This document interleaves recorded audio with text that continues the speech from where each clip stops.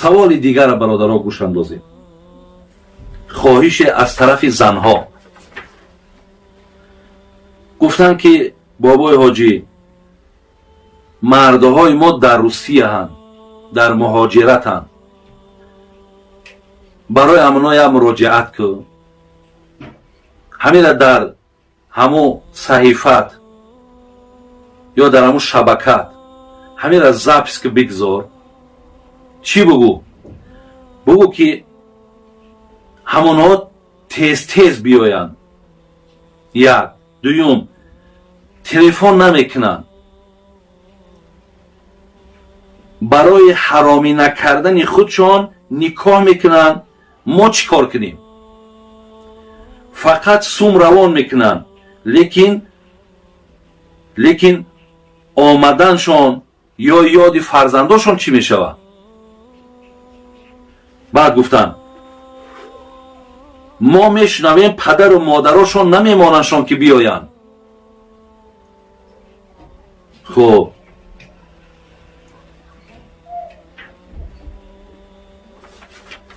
хилас дар инҷа сухани бисёр гуфтааст. хоҳишон ҳамин аст, бародарои азиз ва гиромӣ, хоҳишон ҳамин аст ки бугӯ ҳамонҳоро ки тезтар биёянд. 3 сол шуд мега, якеш мега 5 сол шуд, якаш мега 11 сол шуд, шавҳарам намеоям. мега бобои ҳоҷӣ, додарои азиз, ман ба валлоҳӣ биллоҳӣ таллоҳӣ қасамҳои ҳонисие ки ман айнан чизеро ки ҳамин занҳо ба тариқи савол ва телефон бар ман мекунанд, ман ба гӯши шумо расондистам. мегӯянд ки онҳо худшон мераванд дар унҷа мақсад бигзор агар никоҳ карда ҳам як каса бигиранд. мо чӣ кор кунем? мо мақсад ҳамун туғёни шаҳвате ки моро ғам метаҳад, мо ӯ шаҳвата чӣ хел хомӯш кунем?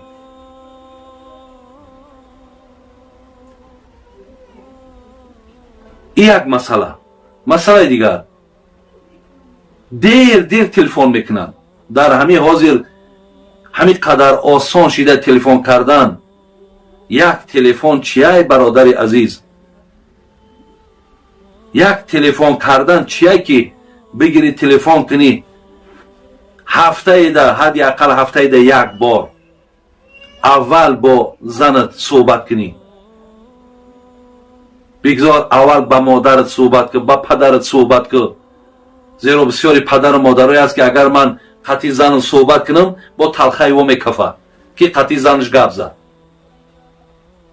мо падару модаромон дар ҳамин масъала бисёр бигем ҷаҳлу ҷоҳилишон бисёр аст. бо онҳо суҳбат кардӣ, телефона бигир дар дасти оилат битӣ. ҳоли инҷа да гуфтанд ки баъзиҳош баъд занг мезананд, баъд модарша мега ки ё падарша ки хай ҳамун оилаи мада салом бугӯ, ана бачакҳома ошноӣ кӯ, хай ман сиҳат саломатам. охир бародар, агар гапи қабеҳ шава мембирӣ, агар қатъи ҳамун гап занӣ. ё агар ҳамун модарат ё падарат намонад ки телефона дар дасти ҳамун битан, намешавад гӯй падар модар, охир ҳамин занам ту чӣ хеле ки болои ман ҳақ дорӣ, ҳамин занам болои ман ҳақ дора, охир аллоҳ муайян карда, ман чӣ кор кунам? дар инҷа падару модара итоат намекунӣ. итоат кардани инҳо тура гунаҳгор мекунад. бугӯ телефона барда дасташ битӣ, бигӣ телефона алё салом алейка бикӯ, аҳволша бипурс, камбудиёша бипурс, дилбардориш кӯ. ӯ дилаш шикастагиай, ӯ дар хонаи шумо як ғуломай. гуфти худчон як харай дар хонаи шумо, ҳолон ки вазифаи ӯ нест кӯ. вале худо тавфиқшон додай, худованд падару модари хубшон додай ки мега ҳамун хисри хуштомад ҳамун хонаводада хизмат кӯ. агарчи ин вазифашон нест, инҳо ки мекунанд, барои ту мушкилае ки бигирӣ бигӯи ҳазор раҳмат.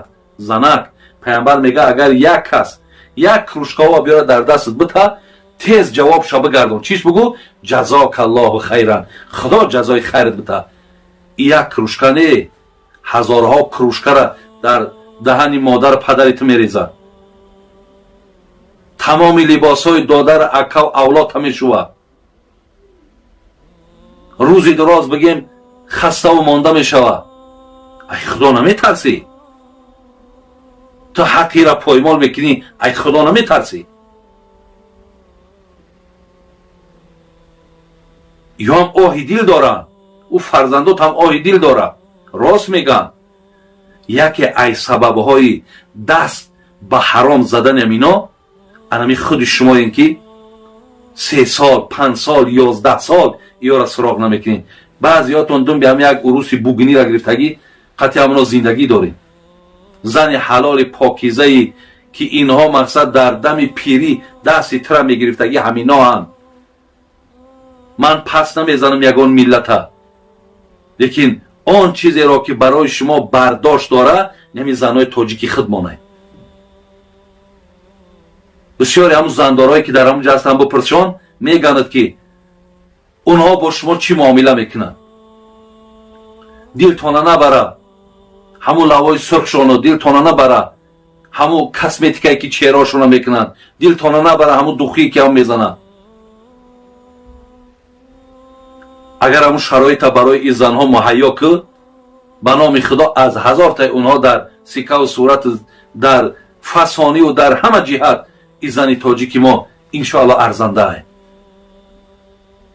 برای همین برادر عزیز و گرامی، زن تا گفتم که در عوض 1 کروشکک آب وقتی میگه جزاک الله خیرن بگو خدا جزای خیرت تیا، تو باید بگیری بگوی زنک پدر مادر تا خدا رحمت کنه، زنک برکت بیاوی.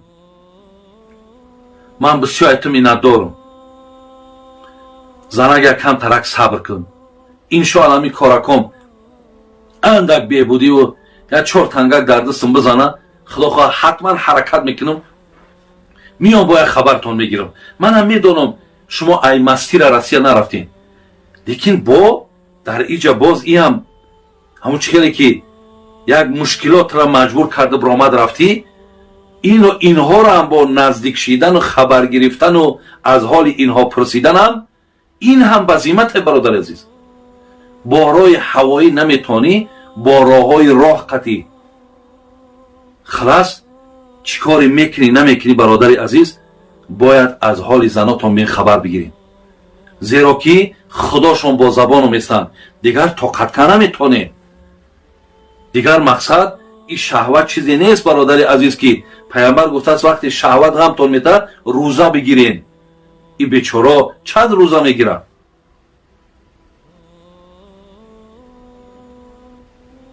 برای من این شکایت بر شما رسید برادر عزیز. من از همه شما به خاطر خدا اینایی که مرا زنگ میزنن، مقصد اینها همه اینها رو من همچون فرزند قبول دارم، همچون خواهرای منن، همچون فرزندای منن و من امروز مسئولم. همین بیچاره فقط من در زنگ میزنه که میگد که حاجی بابا که خیلی من با یک زبانی عادی شیوگی تاجیکی برسانشان، شاید که یکی ننگ میکنن ناموس میکنن. بعد میدانین که نفرش بر من زنگ میزنه میگد که وقتی میگمش ای مرده آخی یادی خانه نمیکنی یا بار نمیای. بعد شما چی جواب میگین؟ بعضی هات بعد چو کردی؟ طاقت نمیکنی؟ صبر نداری؟ خطا خنک کردن در کاره برای بیرون دبو برا خنک کخته برای اجازت تده ترا ننگت گجاده ای نامرد، ترا غیرتت گجاده ای که زنی تو برای بیرون در خچه خنک کنه. تو دون بیا هم رسیه را بگیری و امکان هم داشته باشی نیایو بایم جابوگی برخت خنک. برادرای عزیز با این حرف هاتون شما میدانید که دنیاتون خراب میکنین، آخرتتون خراب میکنین. تو مردنی نیستی.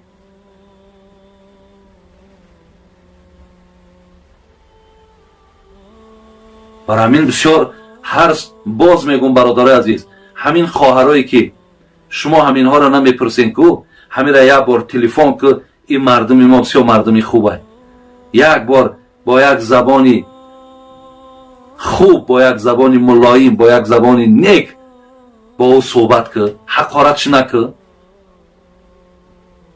ببین تو همین حقارت میکنی یا بارم یا حقارت اون میکنن. حالا که هم حقارت در حق داره از ای روز پس من میگم شون که وقتی حقارت کرد حقارتش که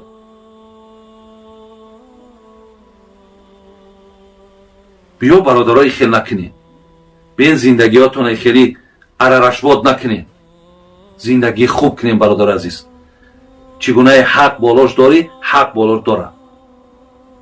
تلفن نمیکنن میگه تلفن کنین برادرای عزیز و گرامی.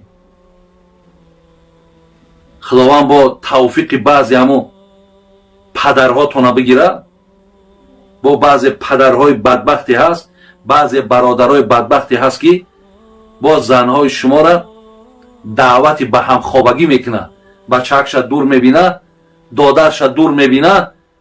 از نبودن اینها تا جایی که این زن دل برداری کنن این زن مقصد گویم برای خانه برای خیلی تو یک زنی که در اینجا آخی ممکن نیست مثال بودن ایت در اینجا ممکن نیست. یکی یگان خبر یگان گپ نشوه تا جایی که این زن احتیاط کنن با دعوتی به هم خوابگی میکننش. برای همین این چیزها را این خطرها را بدانید. وقتی کار به این حد آمد بعد میدونید تو یک عمر شرمنده ای دیگه. چیکار کرد؟ آتش قطعی زنش ساز گرفت. چیکار کرد؟ آتش قطعی زنش ساز گرفت. چیکار کرد؟ همسایه قطعی زنش ساز گرفت. برای چی؟ برای مرده خیلی 5 سال شید نمیآید. اینم یک مراجعتی بود از زنها که من بر گوش شما رسانیدم. برای همین برادرای عزیز و گرامی حق زنها بسیار حق بلنده. ولی اینجا در ببینین من برای شما حدیث های داریم از پیغمبر نازنین که حضرت چی میگن؟ ای خدای شکره.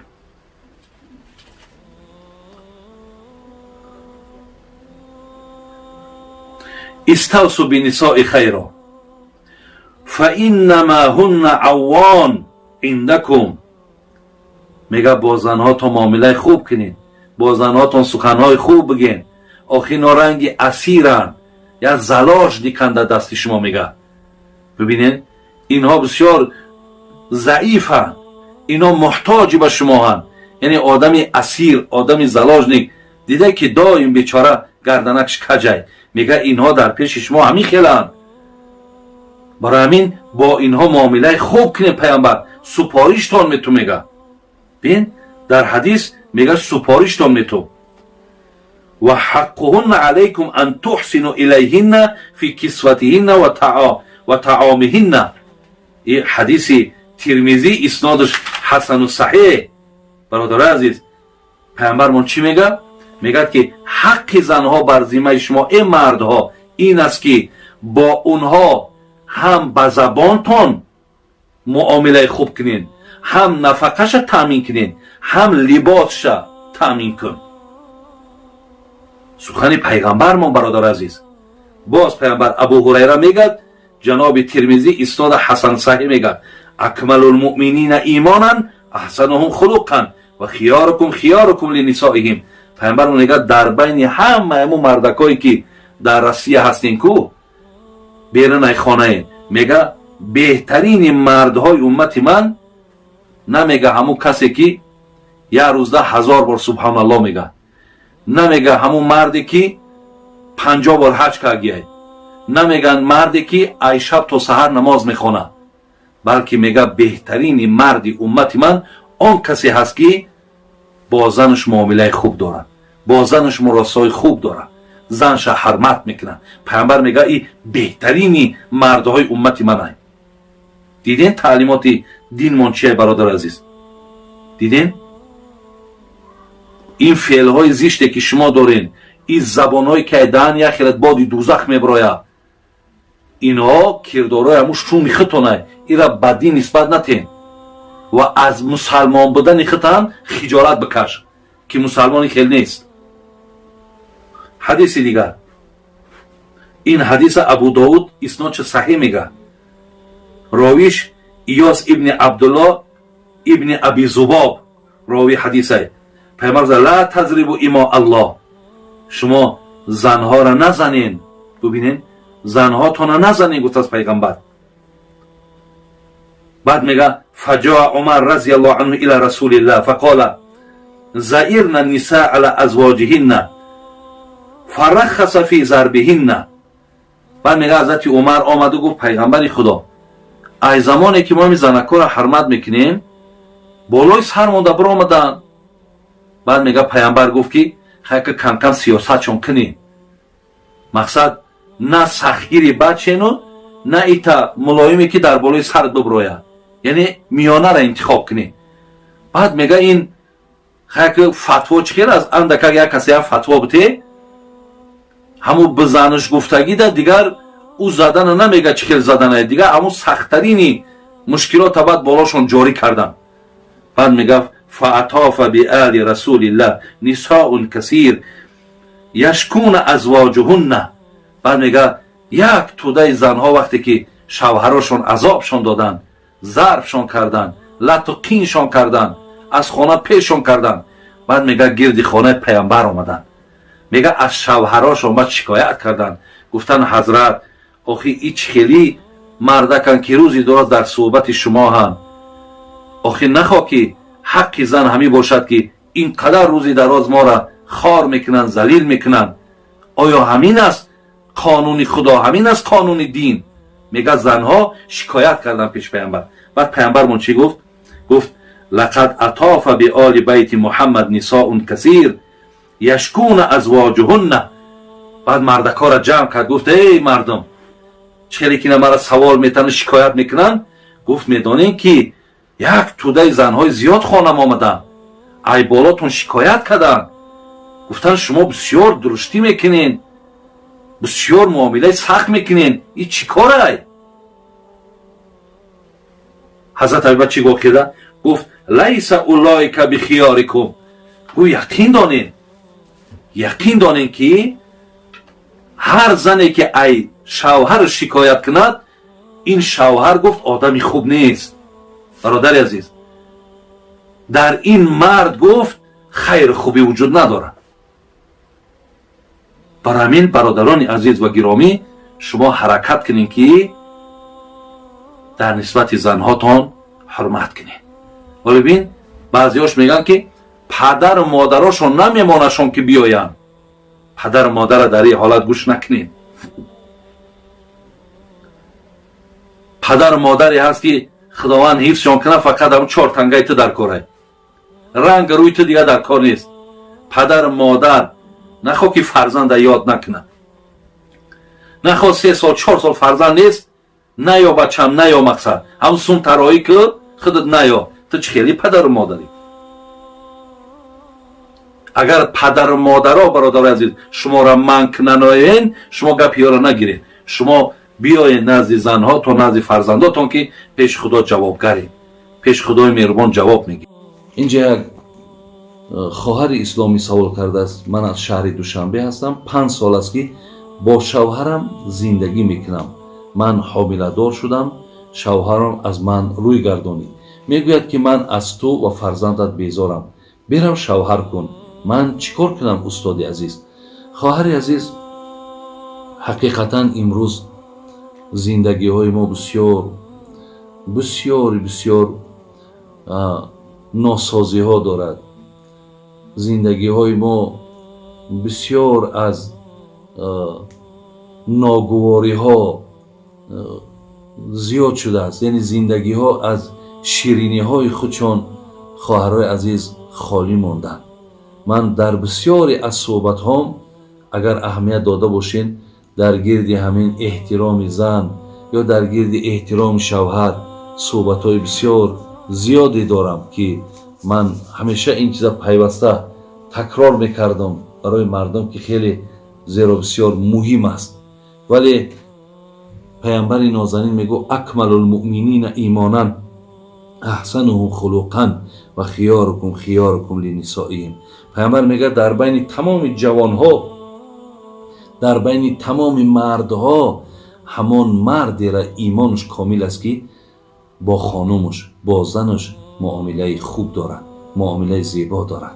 خداوند در قرآن سوره نسا داره، میگه که و عاشروهن بالمعروف، شما وقتی زنه که برای زندگی انتخاب کردین با اونها زندگی خوب کنین، با اونها مراسا کنین، اونها را دوست بدارین، اونها را احترام کنین، به قدر اونها برسین. برای همین خواهرای عزیز، اینجا ما دیگر از مقصد از مردها گیله کنیم میلش، لیکن تعلیمات دینی ما این نیست که اونها با شما این خیلی مراسا کنن که شما حامله دار شدین یا فرزنددار شدین، یا اگر مثال شما را جوابم که نتیه شما را همیشه حقارت کنن، شما را همیشه توهین کنن، شما را همیشه مقصد تماما به شما اهمیت نتیان، تامینات خانوادگی را به عهده نگیرن، با خاندانهای شما رفت و آمد نکنن. وقتی این چیزها را میبینین، این از همون خصلت‌های رذیله خود همین مردها هستند. اسلام دین خواهرای عزیز فرمودش این نیست. حتی پیامبر نازنین ما ببینین میگفت لا یفرق مؤمن مؤمنة ان کره منها خلقا رضی منها آخر. میگفت که حتی اگر از همین زنها مبادا یگان ارکگی رخ داد، یک امر کردی او اجراش نکرد، شما در حال غضبناک نشین، زیرا کار دیگری زن با شما را راضی میگرداند. پیامبر نازنین من دائم در بین همین نکاح ها و در بین همین جوان ها میگم که وقتی شما دعوا میکنین که من امت محمد صلی الله علیه و سلم هستم، شما دعوا میکنین که من پیروی از پیغمبر نازنین دارم، شما دعوا میکنین که من مسلمانم، من یک مثال میزنم دائم برای اینها.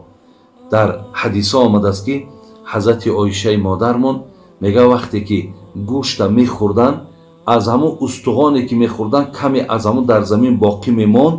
حتی رسول اکرم صلی الله علیه و سلم میگه همون استخوانی که نیم گوشت داشتن همرا میبرداشت، باقی همون نیمی که بود و یا تناول میکرد، در پهلوی عایشه نشستگی بود.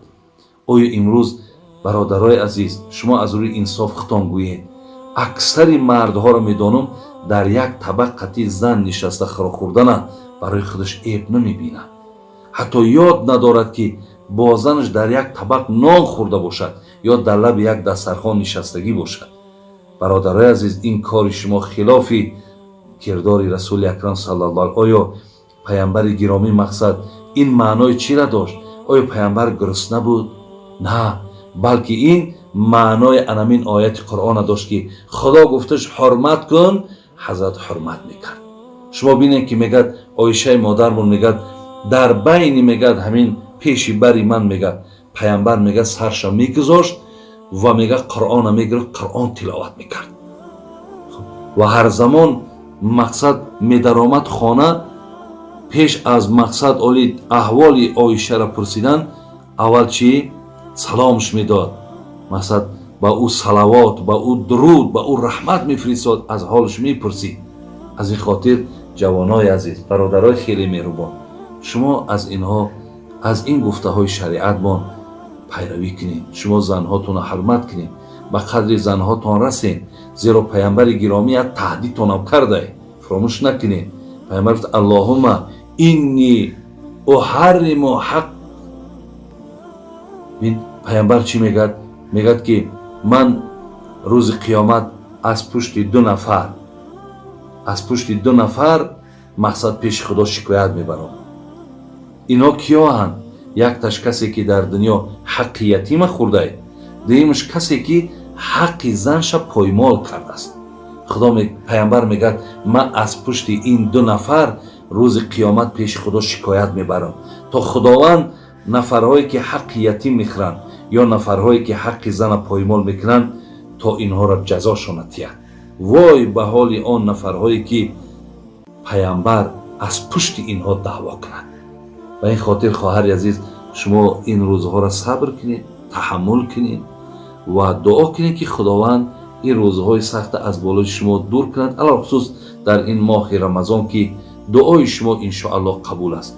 و به زنها هم خواهرای عزیز چی گفتنیم؟ ولی ببینید من چند مقاله ها نویساندم به خاطری که همین بعضی عدد طلاق که در ما زیاد است، اکوای تشویشش برای ما هم هست. ما هم خودمان در همینجا масъулу гунаҳгор мешуморем ки дар ҳамин кор агар саҳмона нагзорем. аз ин лиҳоз хоҳарои азиз, шумо ҳам дар нисбати эҳтироми шавҳаротон кам наёед. шумо ҳам мисол бо забонҳои ширинтон дили мардакотонро ба даст бигиред. ҳатто ман хоҳарои азиз сухане аз фирдавсӣ дар шоҳномасаш мегӯяд ки чӣ хушгӯ фирдавсӣ покҷон ба шоҳнома андар баёни занон. беҳини зан дар ҷаҳон он буд ки пайваста бо шӯи хандон буд. магӯ ин суханро на пову сар аст, ҳадису суханҳои пайғамбар аст. фирдавсӣ мегӯяд медонем ки ман кадом зана беҳтарини зан мегӯм. ҳамон зане ки вақте ки шавҳар дилаш аз ӯ хурсанд бошад, шавҳар дилаш аз ӯ розӣ бошад, ман ин зана беҳтарини зан мешуморам. зин лиҳоз хоҳарои азиз, шумо ҳам бинен азизои худо мегӯяд тоҷ бар сар мекунад, зан мекунад, хок бар сар мекунад, зан мекунад. мардака обрӯ тоҷдорам ту мекунӣ, хок бар саршам ту мекунӣ. хоҳарои азиз, шумо агар чанд қадар зиндагита мустаҳкам бидоред, чӣ қадар шавҳарта эҳтиром кунӣ, бин вай дар пеши ё рафиқаш, ман бисёре аз мардҳоро медонам ки дар пеши ё рафиқошон таъриф аз занҳошон мекунад. аз ҳамиҷа занг мезанад, аз ӯ тараф чӣ як забони ширин қатӣ, лаббай мақсад мардакҷон, лаббай ҷони ширин, лаббай дигар гуфта, мақсад ҳамун мардак лаззат мебарад. ту дар ҳар як ин ҷавобҳот ва дар ҳар муомилат, хоҳари азиз, ту чӣ қадр савоби зиёд мегирӣ. пайғамбари нозанин мегӯяд ки занҳои азиз, хоҳарои азиз, чӣ мегӯяд? паррандаҳо дар осмон, моҳиҳо дар дарьё, малоикаҳо дар осмон, мурчаҳо дар сурохиҳои худ талаби мағфирати гуноҳи тура мекунанд, замоне ки шавҳар аз ту розӣ бошад. хоҳари азиз, ира бар гӯшат бигир. чизе мегӯм аз китоби худо ва расул мегӯм, чизе мегӯм барои мустаҳкамии зиндагитон мегӯм. вале мутаассифона дар ҳамин ҷа барои зиндагиҳои ширини ҳамин мардума талх кардан, ин як таъсири нафари сеюм аст. яъне бисёри вақт дар зиндагии духтарҳо ва бачаҳо падару модаро медароянд. падару модаро зиндагиҳоро то ҷое ки хуб кунанд, нек кунанд, бисёр зиндагиҳоро талх мекунанд, туруш мекунанд, бисёр бефаҳмиву беақлӣ мекунанд.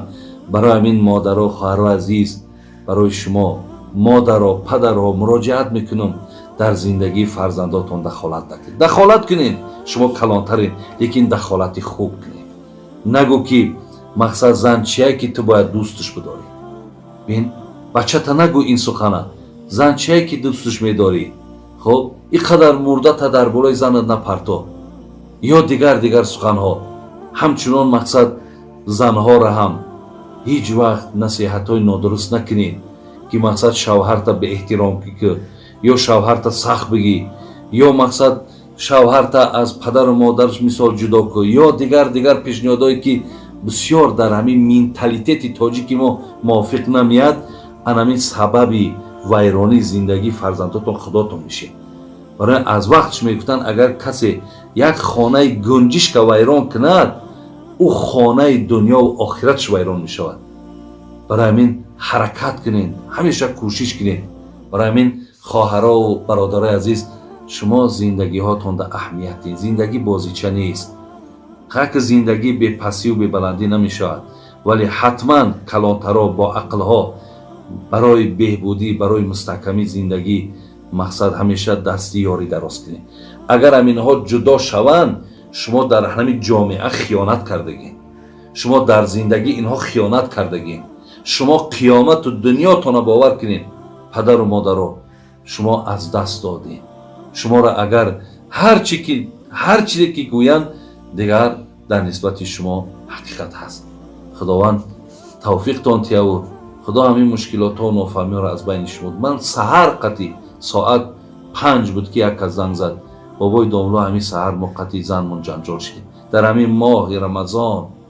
хоҳарои азиз, бародарои азиз, این ماهی هست که ماه جنجال نیست، ماه شادی است. این ماهی هست که حساب کنید در خانه شما توی است، در خانه شما همه درهای ثواب و اجر است.